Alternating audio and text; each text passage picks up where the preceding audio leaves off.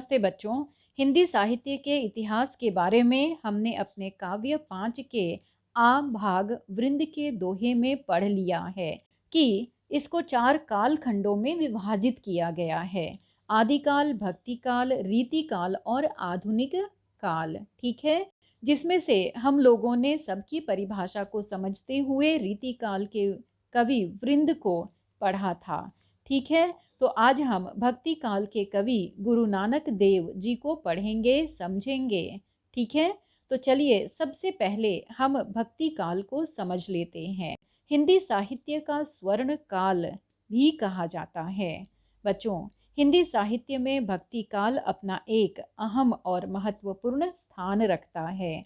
आदिकाल के बाद आए इस युग को पहले मध्यकाल भी कहा जाता था, जिसकी समयावधि संवत 1375 से लेकर 1700 तक की मानी जाती है। यह हिंदी साहित्य का श्रेष्ठ युग है, जिसको जॉर्ज ग्रियर्सन ने स्वर्ण काल, श्याम सुंदर दास ने स्वर्ण युग, आचार्य रामचंद्र शुक्ल ने भक्ति काल एवं हजारी प्रसाद द्विवेदी जी ने लोक जागरण कहा है। संपूर्ण साहित्य के श्रेष्ठ कवि और उत्तम रचनाएं इसी युग में प्राप्त होती हैं। दक्षिण में आलवार बंधु नाम से कई प्रख्यात भक्त हुए हैं। वे बहुत पढ़े लिखे नहीं थे, परंतु अनुभवी थे। आलवरों के बाद दक्षिण में आचार्यों की एक परंपरा चली, जिसमें रामानुजाचार्य प्रमुख थे। रामानुजाचार्य की परंपरा में रामानंद हुए। बच्चों, उनका व्यक्तित्व असाधारण था। वे उस समय के सबसे बड़े आचार्य थे। उन्होंने भक्ति के क्षेत्र में ऊंच नीच का भेद तोड़ दिया।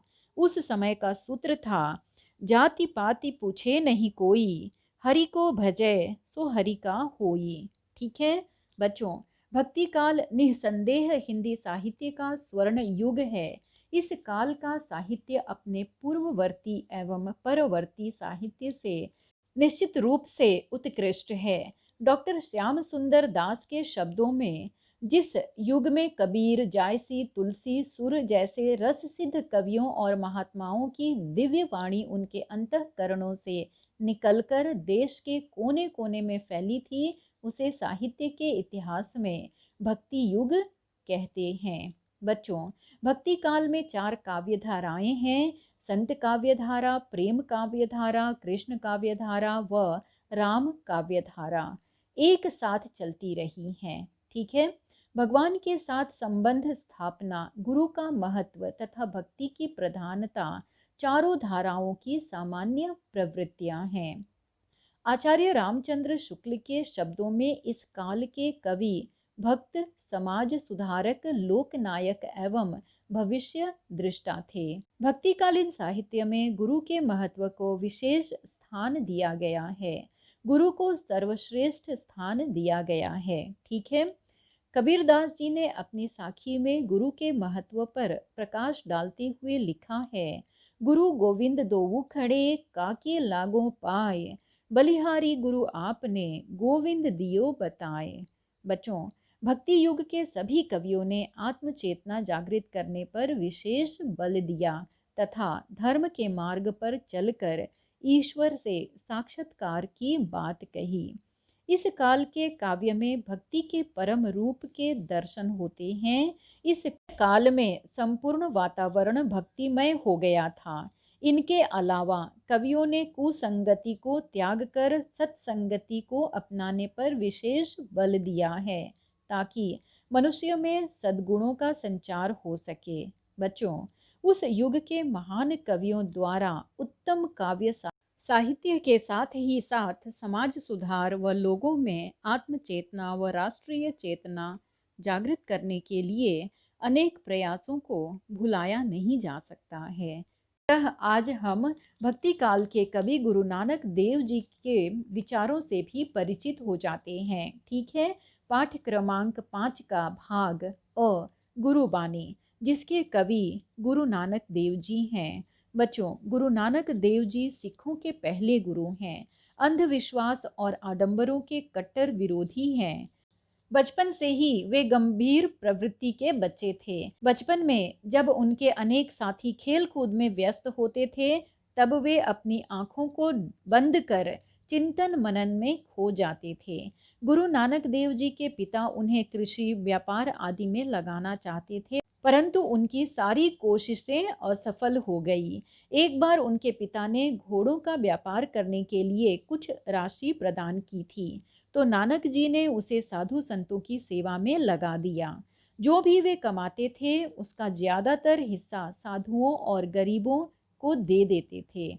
बच्चों, सिख ग्रंथों में यह भी उल्लेख मिलता है कि गुरु नानक जी हमेशा बेई नदी में स्नान करने जाया करते थे।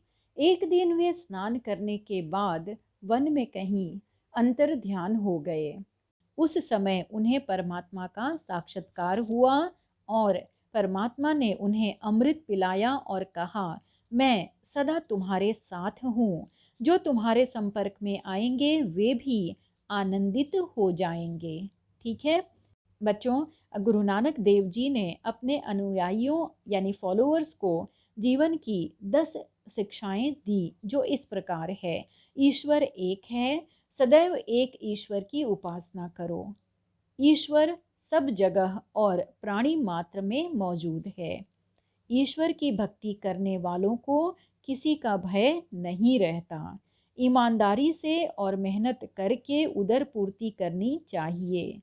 बुरा कार्य करने के बारे में न तो सोचें और न किसी को सताएं। सदैव प्रसन्न रहना चाहिए। ईश्वर से सदा अपने लिए क्षमा मांगनी चाहिए। मेहनत और ईमानदारी की कमाई में से जरूरतमंद को भी कुछ दे देना चाहिए। सभी स्त्री और पुरुष बराबर हैं। भोजन शरीर को जिंदा रखने के लिए जरूरी है, पर लोभ, लालच व संग्रह वृत्ति बुरी है। तो बच्चों, इतना सब जो व्यक्ति अपने जीवन में उतार लेगा तो उसका जीवन धन्य हो जाएगा, ऐसा गुरु नानक देव जी कहते हैं। कवि के परिचय को भी हम यहाँ पर देख लेते हैं। गुरु नानक जी का जन्म 15 अप्रैल 1469 को रावी नदी के किनारे तलवंडी नामक ग्राम में हुआ। बचपन से ही आपका झुकाव आध्यात्मिक चिंतन और सत्संग की ओर रहा। आपके व्यक्तित्व में दार्शनिक, योगी, गृहस्थ, धर्म सुधारक, समाज सुधारक और कवि के गुण पाए जाते हैं। आप सर्वेश्वरवादी हैं और सभी धर्मों वर्गों को समान दृष्टि से देखते हैं। आपने विश्व बंधुत्व के विचार की पुष्टि की है। आपके भावुक और कोमल हृदय ने प्रकृति से एकात्म होकर जो अभिव्यक्ति की है वह अनूठी है। आपकी काव्य भाषा में फारसी, मुल्तानी, पंजाबी, सिंधी, खड़ी बोली और अरबी भाषा के शब्द समाये हुए हैं। सहज सरल भाषा द्वारा अपनी बात कहने में आप सिद्ध हस्त हैं। आपका निधन 1539 में हुआ। प्रमुख कृतियां गुरु ग्रंथ साहिब आदि हैं। विधा परिचय पद काव्य रचना की एक गेय शैली है। बच्चों, यहाँ पर गेय शैली का अर्थ है गीति शैली। ठीक है, इसके विकास का मूल स्रोत लोक गीतों की परंपरा ही माना जा सकता है। हिंदी पद शैली में विभिन्न छंदों का प्रयोग अनेक निश्चित रूपों में हुआ है। हिंदी साहित्य में पद शैली की 2 निश्चित परंपराएं मिलती हैं, एक संतों की सबद और दूसरी कृष्ण भक्तों की परंपरा। तो चलिए सबसे पहले हम भक्ति काल को समझ लेते हैं। भक्ति काल हिंदी साहित्य का स्वर्ण युग कहलाता है। भक्ति काल में निर्गुण और सगुण भक्ति धाराएं हैं।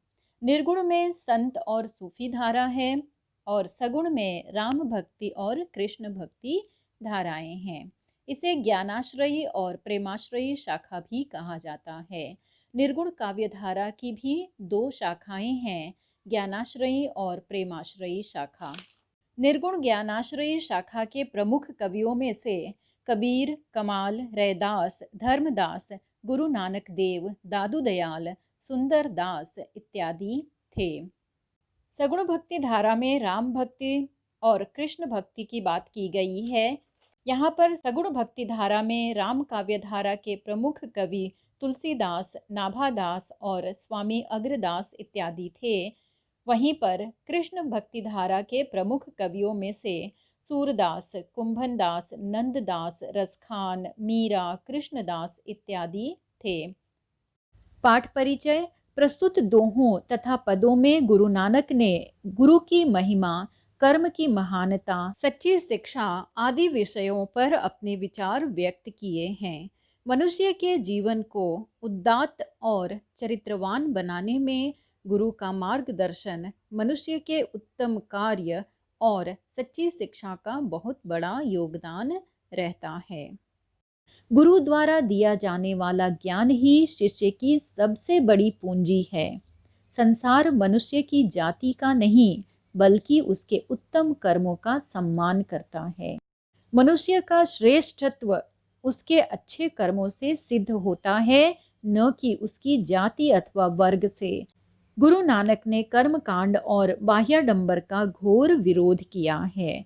तो बच्चों, चलिए हम गुरु नानक देव जी के वाणी को सुन लेते हैं, समझ लेते हैं, यानी उनके पदों को पढ़कर, सुनकर समझ लेते हैं। ठीक है।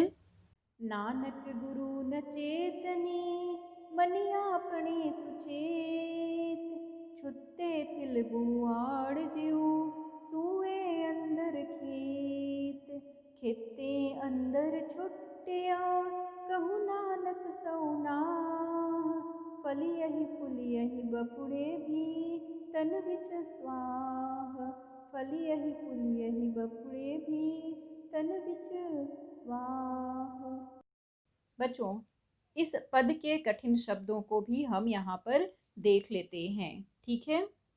चेतनी, सोचना या चिंतन करना, मनि, मन, सुचेत, सचेत, स्वाह, राख, छुत्ते, छितराए हुए या फैले हुए, बिच, अंदर, बुआड़, बुआई करना, सऊ, ईश्वर। बच्चों, इस पद में गुरु की महिमा का वर्णन किया गया है। गुरु नानक देव जी हमारे जीवन में गुरु का सर्वश्रेष्ठ स्थान होता है, ऐसा हमें बताते हैं। गुरु तो वो होता है जो हमें सिखाता है, हमारे जीवन को जीने लायक बनाता है। यहाँ पर साधारण बातें तो हम पहले से ही सीख लेते हैं, परंतु हमें अपने जीवन की गहराइयों को जानना है, ज्ञान की प्राप्ति करनी है, अच्छे मार्ग पर और ईमानदारी के मार्ग पर चलना है, तो ऐसी बातों को गुरु हमारे जीवन में उतारते हैं। यही सब हम उनसे सीखते हैं। इतना ही नहीं, वे हमें ईश्वर के बताए मार्ग पर चलना सिखाते हैं। अब यहाँ पर प्रश्न उठता है कि जिसके जीवन में गुरु का महत्व नहीं है, जो गुरु को नकार देता है और अपने आप को ही महान, ज्ञानी, समझदार और सर्वश्रेष्ठ मान लेता है, वह उस तिल के समान है जो खेतों में स्वयं उग आता है। यहाँ पर बच्चों ध्यान दीजिएगा, किसान जब खेतों में बीज डालता है तो वह वही बीज डालता है जो उसके लिए उपयोगी हो, उसके परिवार के लिए और समाज के लिए उपयोगी हो। ठीक है।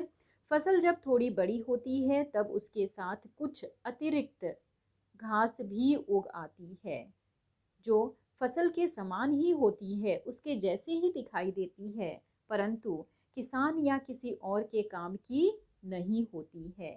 तब किसान उसे काट कर फेंक देता है। आपने ध्यान दिया कि उस एक्स्ट्रा यानी अतिरिक्त फसल या पौधे को निकाल कर फेंका जाता है, जिसे यहाँ पर तिल कहा गया है। बच्चों, गुरु नानक जी कहते हैं कि उस तिल की कोई आवश्यकता नहीं है उस खेत में, फिर भी वह जबरदस्ती वहाँ पर उग आता है और अपने आप को श्रेष्ठ बताना चाहता है। बार बार काटे जाने पर भी वह स्वयं ही उग आता है और अपने आप को श्रेष्ठ मान बैठता है। ठीक वैसे ही हमारे समाज में भी कई ऐसे लोग हैं जो गुरु की महिमा को नहीं पहचानना चाहते हैं या नहीं मानना चाहते हैं और समाज में गड़बड़ियां फैलाया करते हैं। ऐसे लोगों को कोई पूछता नहीं है, परंतु वे अपने आप को पूरे समाज के सामने लाना चाहते हैं। ठीक है। कवि ने यहाँ पर यही बात की है, चेतनी मनी आपने सुचेत। जो लोग गुरु और माता पिता से बढ़कर अपने आप को मानते हैं, ज्ञानी समझते हैं, इन लोगों की तुलना कवि ने यहाँ पर तिल का पौधा उग आता है उससे की है, जिसे कोई पूछता तक नहीं है। पौधे को उखाड़ फेंका जाता है, उसके बावजूद वह अपनी जगह बना लेता है और आकर वहाँ पर खड़ा हो जाता है। ठीक है, तो तिल बुआड़ जैसे वे लोग होते हैं जो कि अपने आप को समाज में स्थापित करना चाहते हैं, बिना किसी समझदारी के, बिना किसी ज्ञान के। जो अपने को ज्ञानी समझते हैं उन्हें ज्ञान की प्राप्ति नहीं होती है। उसी तरह से हमारे समाज के कई ऐसे लोग जो हैं गुरु की महिमा और महत्ता को नहीं समझ पाते हैं। बच्चों, गुरु की महिमा को तो हमारी भारतीय संस्कृति में महान बताया गया है, जिसे स्वयं ईश्वर ने माना है। कृष्ण जी के गुरु शांडिपल्य थे, राम के गुरु महर्षि विश्वामित्र थे, अर्जुन के गुरु द्रोणाचार्य। इन लोगों की पहचान गुरु के माध्यम से हुई, परंतु कुछ लोग तो अपने अहंकार में ही चूर रहते हैं। वे अपने आप को गुरु से ज्यादा ज्ञानी समझते हैं। इसका परिणाम यह होता है कि उनमें रहने वाला मैं यानी अहंकार उन्हें ज्ञान प्राप्ति नहीं करने देता है। ठीक है, यही बात यहाँ पर नानक देव जी ने कही है, या फिर कबीरदास जी भी कहते हैं। बात गुरु की महत्ता को सभी ने स्वीकार किया है। कबीरदास जी भी कहते हैं, गुरु गोविंद दोऊ खड़े काके लागू पाए, बलिहारी गुरु आपने गोविंद दियो बताए। यानी ईश्वर ने ही गुरु का मार्ग प्रशस्त कर दिया है, तो हम कैसे गुरु को नकार सकते हैं। उनकी महिमा तो अपरंपार है। जो लोग गुरु यानी आज आपके सामने गुरु के रूप में अध्यापक गण आए हैं उनकी नहीं सुनते हैं, तो अपने जीवन में कहीं ना कहीं कठिनाइयों का सामना करते हैं। यही उम्र होती है गुरु के मार्गदर्शन पे चलने की, पढ़ने की, शिक्षा प्राप्त करने की, ज्ञान प्राप्त करने की और अपने जीवन को ऊंचाई के शिखर पर ले जाने की। ठीक है, चलिए थोड़ा और आगे बढ़ते हैं और गुरु नानक देव जी की बातों को यहाँ पर और अधिक समझ लेते हैं। वे तिल फलते फूलते तो हैं, दूर से अच्छे भी दिखते हैं, परंतु वे उपयोगी नहीं होते हैं। उपयोगी इस तरह से नहीं होते हैं क्योंकि वो उगकर फसल को नुकसान पहुंचाते हैं, अपने आप को बड़ा करते हैं और फसल को दबाते रहते हैं, अन्य फसलों का शोषण करते हैं, उन्हें हानि पहुंचाते हैं और उन्हें बढ़ने नहीं देते हैं।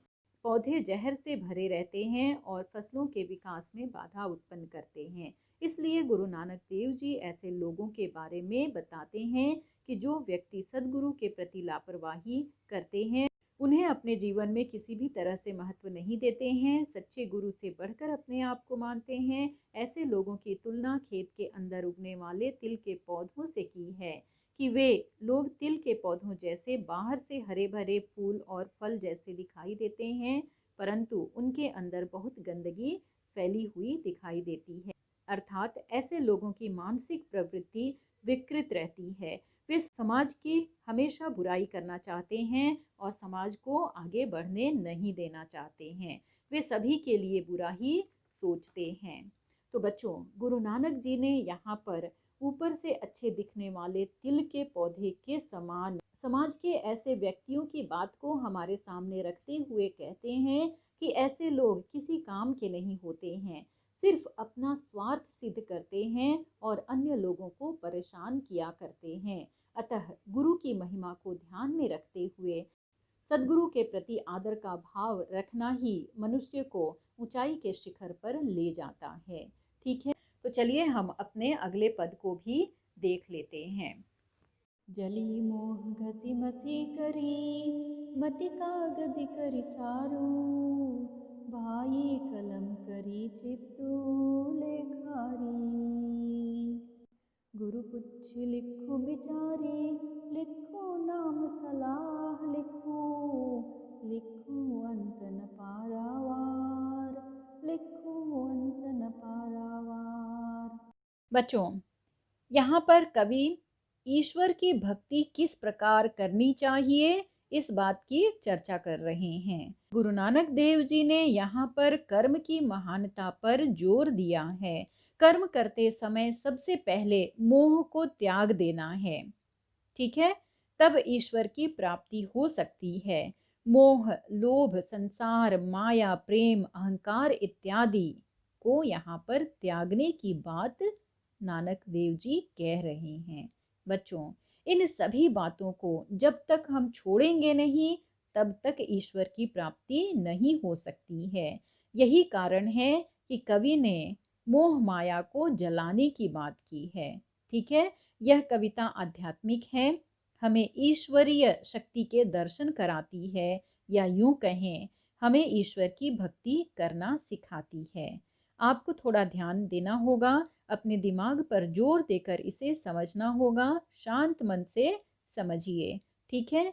कवि कहते हैं, मोह को जलाकर राख कर दो, उसको घीस कर उसकी स्याही बना लो, मन से मोह निकाल दो, ठीक है? बच्चों, अपनी बुद्धि को जागृत करने के लिए कवि कह रहे हैं, यानी अपनी बुद्धि को कागज बना लो, प्रेम को कलम बना लो, यानी हृदय में भाईचारे की कलम, यानी ठीक है, क्षमा, शांति, अमन की बात की गई है, दया की बात की गई है, ऐसे प्रेम की कलम बनानी है, ठीक है? गुरु पुच्छ लिखो बिचारी, अर्थात अपने सच्चे गुरु की शरण में जाने की बात यहाँ पर कवि कर रहे हैं। इसके लिए सदगुरु की सलाह लेकर ही लिखना है, उनसे पूछ कर लिखना है। जो आपको ईश्वर की वंदना, ईश्वर के बारे में लिखने की सलाह देंगे, वह गुरु आपको भव सागर से पार लगाएंगे, क्योंकि आप उनके मार्गदर्शन से, जिसका कोई अंत नहीं है, उसके बखान को, उसके बारे में लिखेंगे, अर्थात ईश्वर के बारे में लिखेंगे, जहाँ पर ईश्वर हमें हमारी जीवन रूपी नैया को पार कराने में हमारी मदद करते हैं। अतः ईश्वर की बात करनी है, ईश्वर की शरण में जाना है, तो हमें सबसे पहले गुरु के मार्गदर्शन लेना होगा, गुरु के मार्गदर्शन की आवश्यकता होगी। वही हमें बताएंगे कि हमें क्या करना है और हम उस अनंत जीवात्मा को कैसे याद कर सकते हैं, क्योंकि ईश्वर ने भी गुरु को ही महत्व प्रदान किया है, ठीक है? यहाँ पर कवि ने हमें ईश्वर के मार्ग पर चलने के लिए कहा है, ताकि वह गुरु के माध्यम से ईश्वर की प्राप्ति हो सके और अपनी बुद्धि रूपी कागज पर हम ईश्वर के बखान और ईश्वर की बातें लिख सके, अर्थात हम अपने आप को भक्ति में लीन कर दें। इन पंक्तियों के माध्यम से कवि ने बताया है, ठीक है? यहाँ पर हमारी बात हो चुकी है कि ईश्वर ने स्वयं गुरु का मार्ग प्रशस्त किया है। यही कारण है कि रामकृष्ण परमहंस, ऋषि मुनियों, शिवाजी महाराज इत्यादि लोगों को गुरु के सानिध्य की वजह से ही ईश्वरीय शक्ति मिली थी। गुरु की महत्ता को आप यहाँ पर समझ चुके हैं, ठीक है? तो चलिए हम अपने अगले पद की तरफ चलते हैं, जो यहाँ पर इस प्रकार दिया हुआ है। मन रे अहिनिसि हरि गुण सारी, जिनखिन पलु नाम न बिसरे, ते जन बिरले संसारी, ते जन बिरले संसारी। ज्योति ज्योति मिलाइए, सुरति सुरति संजोगो, हिंसा हऊ में गतु गए, नाही सहसा सोगो। गुरुमुख जिसुहार मनी बसे, तिसु मेले गुरु संजोग। बच्चों, गुरु नानक देव जी उपर्युक्त पंक्तियों के माध्यम से कहना चाहते हैं कि ईश्वर की महिमा अपरंपार है। उनका मानना है कि जो व्यक्ति उस परमपिता परमेश्वर को दिन रात, सुख दुख, उठते बैठते, सोते जागते याद करता है, उनको स्मरण करता है, जिन लोगों को एक पल भी ईश्वर का नाम भुलाए से भी नहीं भूलता है, उन्हें या ऐसे लोगों को ईश्वर के दर्शन भक्ति रूप में होते हैं, यानी भिक्षा के रूप में या फिर प्रसाद के रूप में उन्हें ईश्वर के दर्शन होते हैं, या ईश्वर उन्हें दर्शन देते हैं। परंतु इस संसार में कोई विरला ही होगा जो ऐसा करता होगा, ठीक है बच्चों? कभी यानी गुरु नानक जी हमें अपना पूरा ध्यान ईश्वर में लगाने के लिए कहते हैं और साथ में यह भी संदेश देते हैं कि यदि हम ऐसा करते हैं तो ईश्वर के ज्योति रूपी प्रकाश से हम भी प्रकाशित हो सकते हैं, परंतु हमें अपने मैं को त्यागना होगा। यहाँ पर कवि के कहने का तात्पर्य यह है कि हमें अपने अहंकार को छोड़ना होगा, क्योंकि जब तक हमारे अंतर मन में अहंकार का भाव होगा तब तक ईश्वर के दर्शन नहीं हो सकते हैं। जैसे कबीरदास जी कहते हैं, जब मैं था तब हरि नहीं, अब हरि है मैं नाही, सब अंधियारा मिटी गया, दीपक देखिया माही। ठीक है बच्चों, कबीरदास जी का कहना है कि जब तक हम शारीरिक रूप में हैं तब तक हम मोह माया के बंधनों में फंसे रहते हैं। हम ईश्वर को अपने स्वार्थों के लिए याद करते हैं। यदि हम सच्चे मन से अपनी अंतरात्मा से याद करेंगे तब हमें ईश्वर के दर्शन होंगे, मतलब आत्मा और परमात्मा के दर्शन होंगे। इसलिए तो कबीरदास जी ने कहा है कि जब मैं था तब हरि नहीं, मैं ईश्वर को हर जगह ढूंढ रहा था परंतु ईश्वर की प्राप्ति नहीं हुई। परंतु एक बार मनुष्य ईश्वर की भक्ति में लीन हो जाता है तब उसके अंदर कोई भी अहंकार शेष नहीं रह जाता है।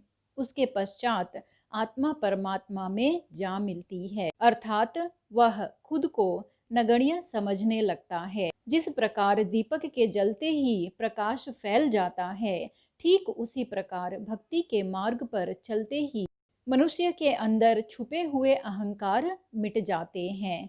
उसके पश्चात उसकी आत्मा परमात्मा में जा मिलती है। गुरु नानक देव जी भी यही कहते हैं कि हमें अपने अहंकार मोह माया को छोड़ देना होगा, तभी हमें ईश्वर के दर्शन हो सकते हैं, और यदि हमारी आत्मा शुद्ध होगी तब ही ईश्वर की प्राप्ति या उनके दर्शन हो सकते हैं। अतः कवि का मानना है कि जिसने अपने मन में हृदय में परमपिता परमेश्वर की माला पहन ली है उसे ईश्वर के प्रभु के दर्शन हो सकते हैं। ठीक है, कबीरदास जी कहते हैं, हरि रस पिया जानिए, जे बहु ना जाई खुमार, मैं मनता घूमत रहाई, ना ही तन की सार।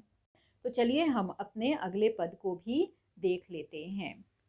बच्चों, कवि गुरु नानक देव जी कहते हैं, तेरी गति मिति तू ही जाने, क्या को आँखि बखाड़े, तू आपे गुप्ता आपे प्रगटू, आपे सब रंग माड़े, साधक सिद्ध गुरु बहु चेले, खोजत फिरहि फरमाणे, सबहि बधु पाई इह भिक्षा, तेरे दर्शन कऊ कुरवाणे, उसी की प्रभु खेल रचाया, गुरुमुख सो भी होई, नानक सब जुग आपे वरते, दूजा और न कोई, दूजा और न कोई।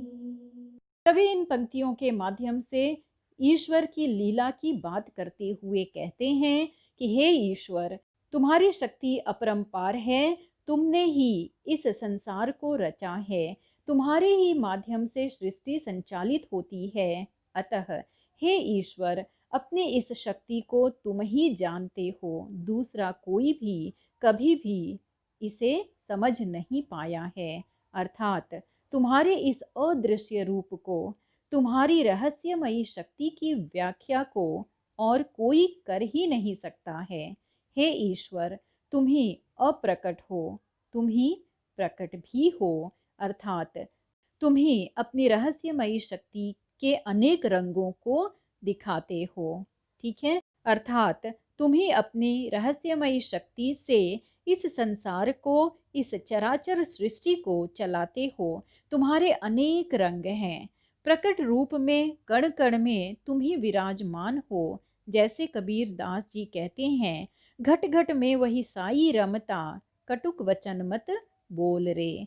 दूसरी तरफ भगवत गीता में भगवान कृष्ण ने भी यही कहा है कि कण कण में मेरा ही वास है, हर एक प्राणी में मैं ही हूँ, मैं ही मरता हूँ और मैं ही जीवित होता हूँ। अतः गुरु नानक देव जी भी यही कहते हैं कि तुम्हारे रंग रूप, तुम्हारी लीलाएं अनेक हैं जिसे हम नहीं समझ पाते हैं। हे प्रभु, हे ईश्वर, तुम्हारे अनेकानेक भक्त हैं। तुम्हें सभी सिद्ध महात्मा, भक्त, गुरु और शिष्य सब ढूंढ रहे हैं। सच्चे मन से स्मरण किया है उसे भिक्षा के रूप में यानी प्रसाद के रूप में तुम्हारे दर्शन अवश्य हुए हैं। कहने का तात्पर्य यह है कि अहंकारों से रहित व्यक्ति तुम्हारी भक्ति का पात्र बनता है, उसे ही तुम अपनाते हो। इन सभी रहस्यों की व्याख्या तो केवल गुरु मुख ही समझ सकता है, दूसरा और कोई भी नहीं। ठीक है, यहाँ पर कवि ने कहा है अहंकार, यानी जब हम अहंकार को छोड़ देंगे, जब हम मैं को छोड़ देंगे, तब हमेशा तब ईश्वर के दर्शन हो सकते हैं। यानी हमारी आत्मा जो है ईश्वर में लीन हो जाएगी, ईश्वर में मग्न हो जाएगी। दिन रात हम ईश्वर को याद करेंगे, तब ईश्वर के दर्शन कर सकते हैं। इन सारी लीलाओं को, कवि ने कहा है, इन सारी लीलाओं को केवल और केवल गुरु मुख ही समझ सकता है, दूसरा कोई भी नहीं समझ सकता है। अर्थात इस संसार में तुम्हारे इस खेल को केवल गुरु ही समझता है। हे ईश्वर, तुम तो युगों युगों से इस संसार में विराजमान हो, चाहे दृश्य रूप में हो या अदृश्य रूप में। आपकी शक्ति अपरंपार है। ठीक है बच्चों, मैं उम्मीद करती हूँ कि ये पंक्तियाँ आपको समझ में आ गई है। बच्चों, आगे कवि ईश्वर की आरती की बात भी करते हैं, तो चलिए उनके अगले पद को पढ़ और समझ लेते हैं। गगन में काल रवि चंद दीपक बने, तारक मंडल जनक मोती, धूप मलया नील पवनो चवरो करे, सकल वन राई बुलंद ज्योति, कैसी आरती हुई भव खंडना, तोरी आरती हुई, अनाहत शब्द बाजत भेरी, अनाहत शब्द बाजत भेरी, अनाहत शब्द बाजत भेरी। बच्चों, सीधे साधे शब्दों में हम कहें तो इस पूरे ब्रह्मांड में आरती, महा आरती होती ही रहती है। हर व्यक्ति ईश्वर की आरती करता है। हम ये मान लेते हैं कि ईश्वर की आरती हमसे अधिक और कोई कर ही नहीं सकता है और हम ही ईश्वर के सच्चे भक्त हैं। परंतु हम ये भूल जाते हैं कि प्रकृति की हर एक वस्तु में ईश्वर वास करते हैं और प्रकृति भी उनकी आरती करती है। इसमें देवी देवता भी सम्मिलित हैं। यहाँ पर कवि कह रहे हैं कि जिसकी आरती स्वयं आकाश, सूर्य, चंद्र, हजारों तारे सितारे करते हैं, अर्थात आकाश रूपी थाली में सूर्य और चंद्रमा दीपक बनकर दिन रात जलते रहते हैं और तारे सितारे मोती बनकर चारों तरफ बिखरे रहते हैं। मलय पर्वत से आने वाली खुशबू धूप अगरबत्ती का काम कर रही है और हवाएं चंवर यानी पंखा कर रही हैं। वहीं पर वनस्पतियों ने भी अपनी फूल और पत्तियों को ईश्वर के चरणों में समर्पित कर दिया है, क्योंकि उन्हें पता है कि ईश्वर के अस्तित्व के आगे कोई कुछ भी नहीं है।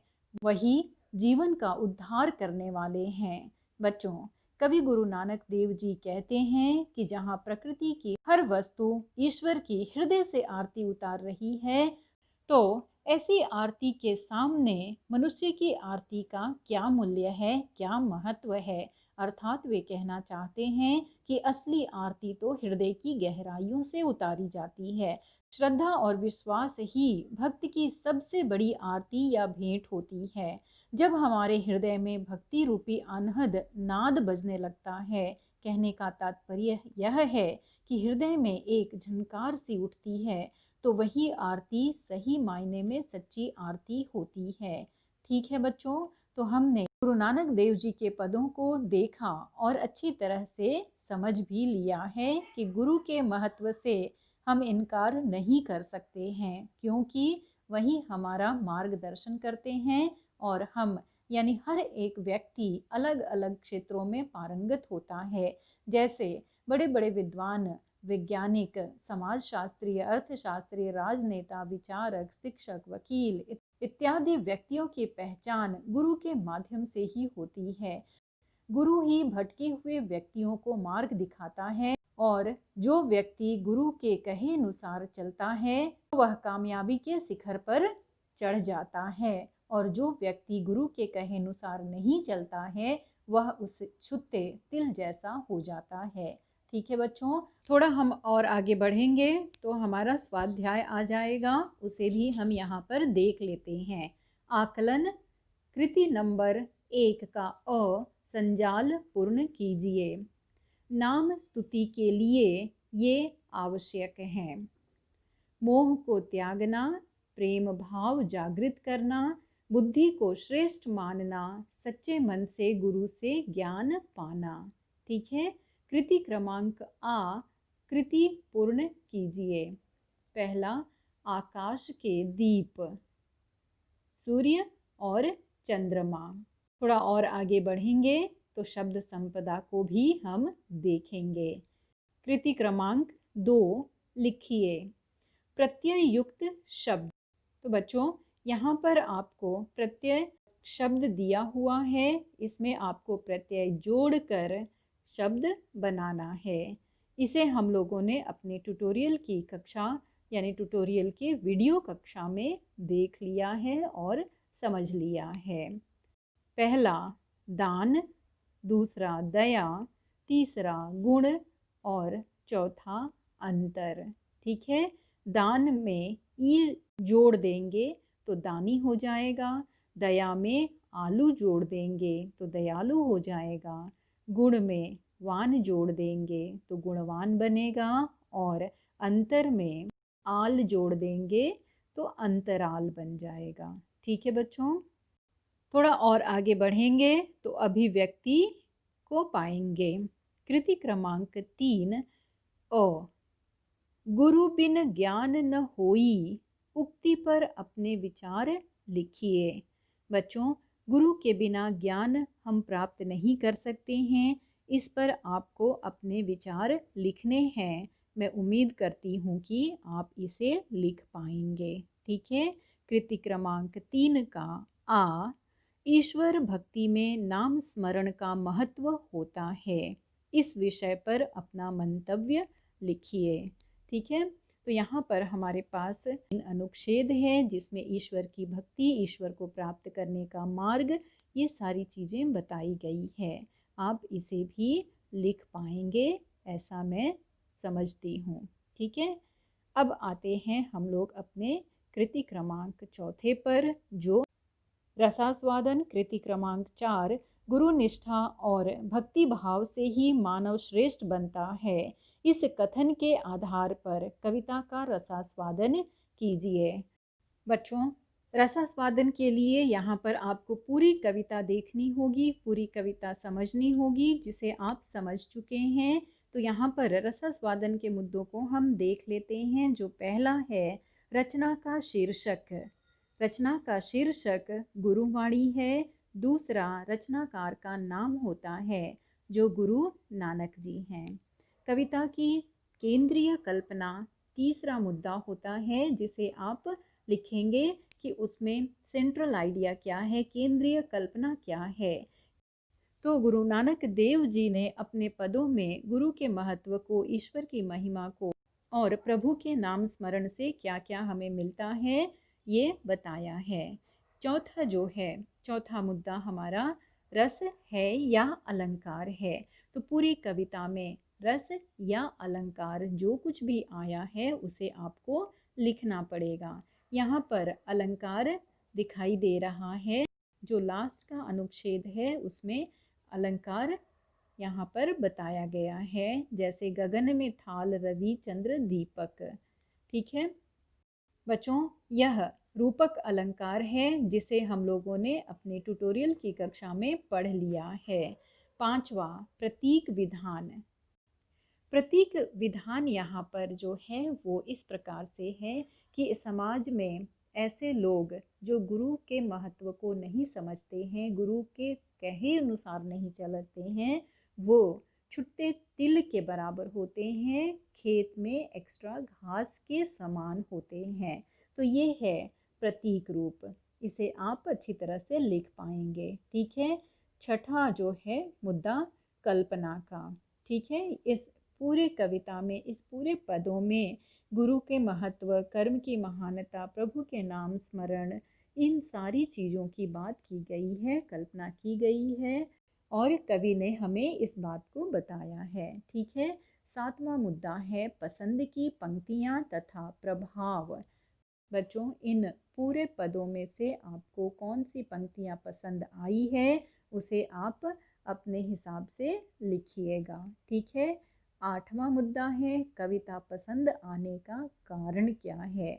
यहाँ पर आप अपने विचार से लिखेंगे ये कविता, ये पद आपको क्यों अच्छे लगे हैं, क्यों पसंद आए हैं, इसका कारण आप लिख सकते हैं। हर एक के विचार अलग अलग होते हैं, इसलिए यहाँ पर मैं नहीं बताऊंगी, आपको ही लिखना है।